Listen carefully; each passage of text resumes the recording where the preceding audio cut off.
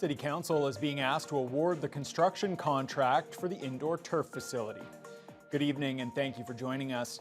Administration is recommending that Thunder Bay's Finway general contractor build the long-awaited project. This comes after months of deliberation over 3 different hangar-style designs and prices from the 3 companies. If approved at the meeting, the $36 million contract would be up for ratification next week. Construction could start over the summer and be finished in the fall of 2026. The facility will be built next to the community auditorium. Capital Facilities Construction Manager Kelvin Jankowski notes Finway's bid came in under the city's funding cap. So originally the price cap for the project was a maximum of $42.7 million. Finway's price is at approximately $36 million with HST included. So that will bring the price down to minus the HST rebate. Also on tonight's agenda, council members are being asked to approve the lease renewal for the County Park Library branch. The agreement includes 20% more floor space than the library currently has at the same rental rate. The Thunder Bay Transportation Museum still has its sights set on a James Whalen tugboat display. The volunteer group has come to an agreement with the companies responsible for dismantling and recycling the historic vessel. Museum officials say they're being allowed to save some of the pieces of the 120-year-old tug. Jessica Clement has the details. The demolition of the historic James Whalen tug has been ramping up over the past few days, with crews from Marine Recycle Corporation taking apart the ship bit by bit. Last month, City Council awarded the $579,000 contract, which contained no provisions for salvaging any part of it. But now pieces of the vessel are about to be saved for a future display, according to Wally Peterson, chair of the Thunder Bay Transportation Museum. He says the museum has been in talks with the recycling company. We've been in contact with Marine Salvage and they're willing to allow us to get some of the parts of the James Whalen. We're going to be meeting with them next week when the owner comes into town so we can finalize what and how we're going to do it. Peterson says they aren't 100% sure what parts of the tugboat they'll be able to keep, but they're hoping to get the wheelhouse with the captain's quarters and the vessel's stack. The ship's pieces will be held in safekeeping until the museum gets their new lease to bring the parts back to its Pool 6 site. Once we get the pieces, we'll have to determine how it will look, but we'll try and recreate as much as we can at least the top end of the ship around the wheelhouse. Peterson notes they've received help from numerous organizations surrounding this project and recently held a dinner that fundraised over $10,000 in support of a Whalen tug display. He adds that it's important for the city to come together to help preserve its history. We want to save the history of the transportation that is the reason this town exists. If it wasn't for the grain trade coming in with the railroad, the grain elevators and the grain going out by ship, this town really wouldn't exist. And that's our history. That's why we're proud of the town. Jessica Clement, TBT News. Thunder Bay Police Staff Sergeant Michael Diminy pleaded not guilty today to charges of breach of trust and obstruction of justice. This is the third of 3 criminal trials for Diminy, who was acquitted on 2 separate assault charges earlier this year. Diminy was charged by OPP in 2023 after a 2-year investigation into allegations of misconduct. This latest trial began today at the city courthouse as the basics of the case were laid out. The lawyer for the Crown says in the fall of 2020, a man who was Diminy's father-in-law at the time had his storage area broken into and items taken. The man found his stolen TV posted online and asked for a police escort to retrieve it. 4 officers were dispatched, but Diminy attended the call unannounced and he entered the apartment without a warrant and made an arrest. The Crown says the breach of trust count is based on Diminy acting without lawful authority. The obstruction charge relates to the notes he produced about the interaction. The trial is scheduled to last 15 days. The Ford government's Bill 5 continues to face heavy opposition from First Nations and environmental advocates. The legislation is meant to expedite critical mineral and mining projects through the creation of so-called special economic zones, allowing the government to bypass some regulations. CTV's Siobhan Morris has the latest. Stop Bill 5! Stop Outside Toronto City Hall, a rally against provincial legislation intended to speed up mining in the Ring of Fire and expedite other big projects by creating special economic zones. An atrocious act. It basically allows his government to build wherever and whenever, regardless of any municipal or provincial laws. The Protect Ontario by Unleashing Our Economy Act has infuriated environmentalists, civil liberties groups, and First Nations. Should this bill proceed in its current form, we will be idle no more. A warning of legal and on-the-ground action if the government goes ahead. There will be, closures, blockages of mines, roads. The Premier dismisses objections to his government's bill. There's opposition with the radical environmentalists, not everyone else. People want jobs. That's an idiotic thing to say, and it's so irresponsible. The Minister of Energy and Mines now says changes are possible. We can continue to work in good faith with First Nation leaders to strengthen the bill, to get it right. We're open to making those improvements to the bill. We already have made some, but I think there's some more work to do. But in a second day of committee hearings on Bill 5, First Nations chiefs express the tone of dialogue leaves them wanting. And so one party puts in writing that I can do whatever I want and you can't hold me accountable. That's not a mutual, respectable relationship. The government maintains more mining in the north opens the door to new economic opportunity. These communities have no road access in a shrinking winter road season. These are top of the list items for those communities. First Nations leaders agree clean drinking water, better housing, and getting off diesel are vital. We need all these things, but it's the how. The government isn't saying what kind of amendments it's prepared to make to Bill 5, but the Premier is clear he doesn't intend to delay passing it. At Queen's Park, Siobhan Morris, CTV News. Local MPP Kevin Holland is responding to a union protest held outside his constituency office on Friday. Members of OPSU and CUPE rallied outside the offices of MPPs in the Ford caucus, calling on them to increase funding to the agencies they work for. Holland wasn't there at the time. He notes that he flew back into the city that morning and had meetings while the protest was happening.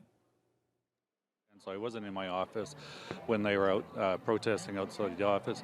I understand, though, they have left some literature with the office for me to have a look at, and I'll have a look at what they're asking for. OPSU and CUPE represent more than 50,000 employees across Ontario, including in developmental services, child protection, mental health and addictions, and services for the deaf and hard of hearing. Union leaders say funding to those agencies has been scaled back, and they want the government to increase those budgets by 6.5% to make up for the wage freeze imposed in 2018. Holland has pledged to speak to the Minister of Children, Community and Social Services about their grievances. From what I understand, there is claiming that there has been cuts to children and community social services budget, and we've actually seen a substantial increase over the last 3 years to community social services. So I want to look at what they're claiming and what they're saying and really digest that. But like I said, I know the budgets have been increased substantially. We've seen the largest increase in budget to community social services of any government, and we're really committed to making sure that we're funding the services to a level that's needed. More than 50 people came out to Hillcrest Park yesterday afternoon to show their support for Palestinian people in Gaza. The rally comes as Israel faces mounting pressure to allow more desperately needed food and aid into the war-torn region. The event was hosted by the Palestine Solidarity Thunder Bay group to call attention to the humanitarian crisis. Participants came out to support Palestinians living here in our city and their families back home who are directly impacted by the ongoing conflict.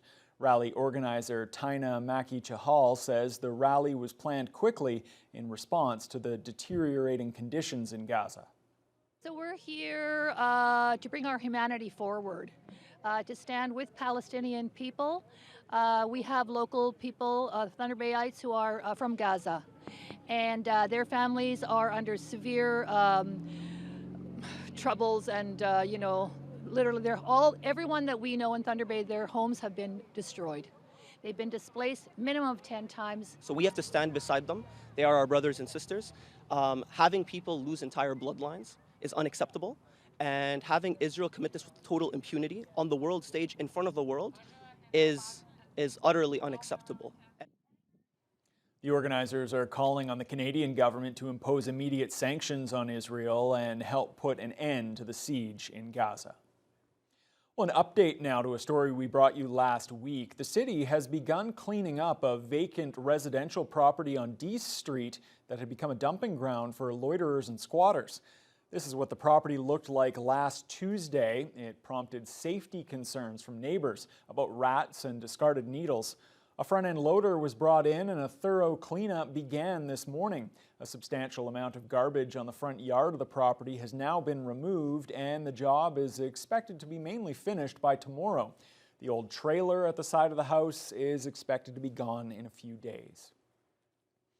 The warmer weather means another cruise ship season is about to begin in Thunder Bay. Local tourism officials expect a total of 15 visits, a slight drop from last year's 16 stops. The first 2 ships will arrive this upcoming weekend. Ryan Graham reports. A total of 4 cruise ships will be visiting Thunder Bay this summer, from early June all the way to early September. We will be seeing the Viking Polaris here a total of 8 times, plus a customs clearing call. Its sister ship, the Viking Octantis, will be here 3 times. The Pearl Mist, which first came to Thunder Bay last summer, will stop 2 times. And we will also be seeing the inaugural visit of the Victory 1, coming on June 6th.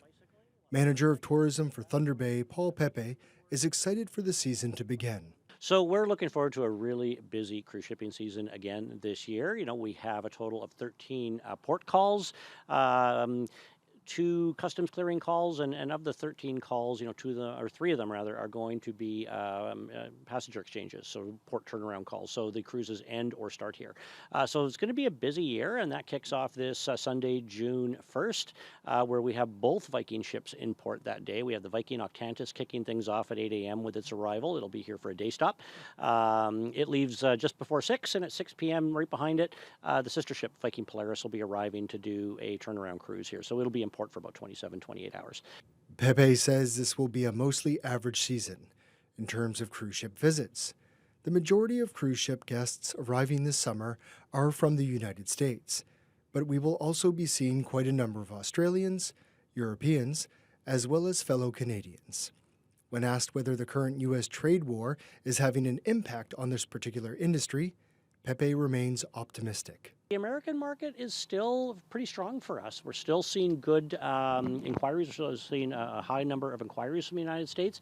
We're still seeing lots of plates in and around the community. And so while we expect it might be down a little bit, we are certainly still fielding a lot of inquiries from the United States. And I don't think that market's going to dry up at all. And as I said, we continue to welcome our American neighbors and friends with open arms.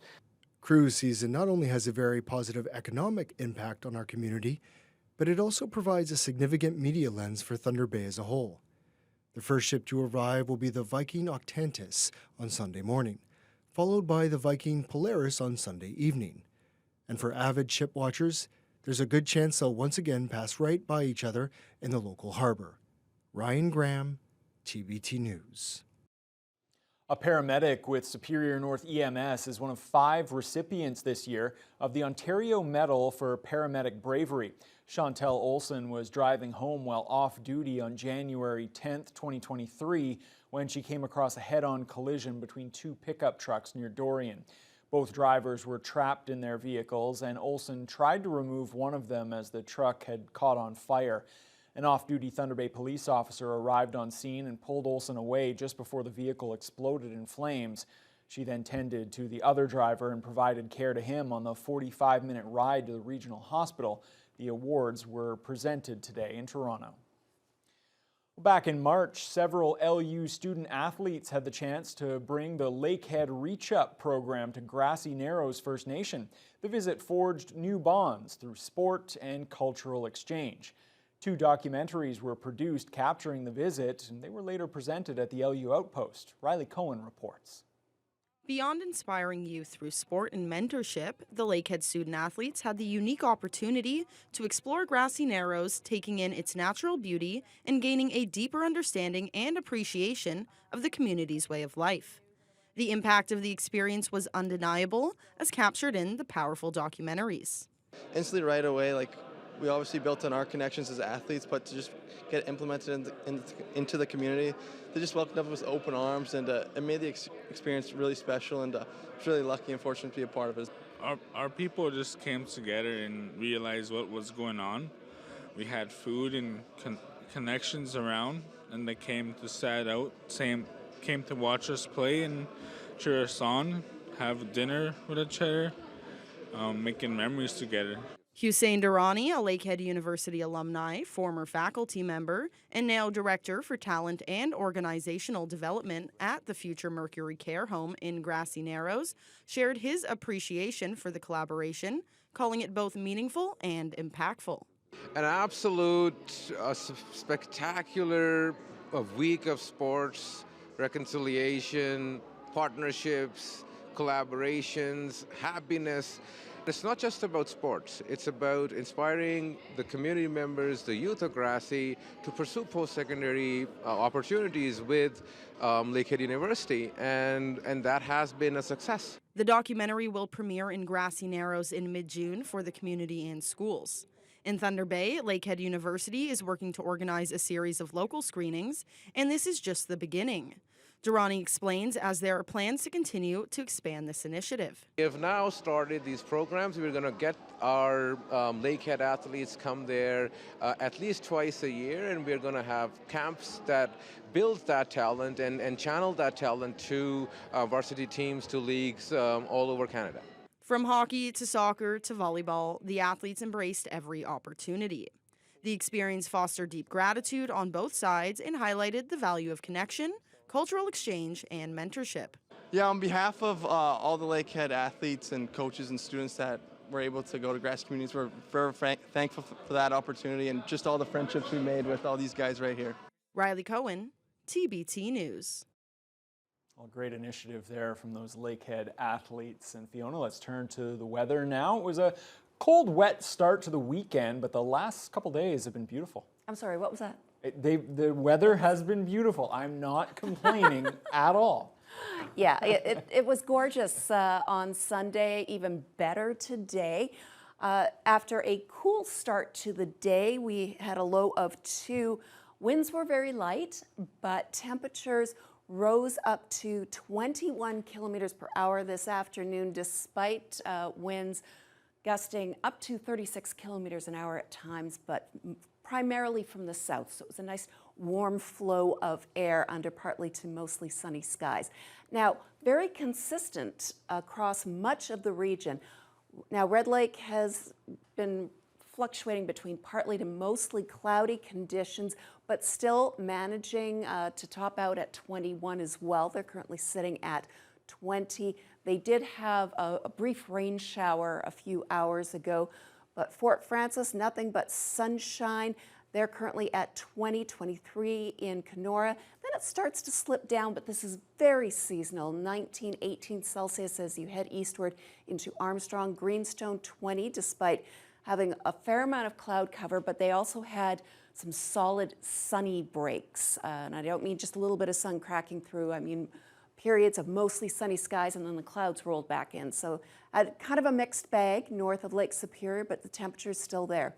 Little cooler on some parts, the northeastern shores of Lake Superior.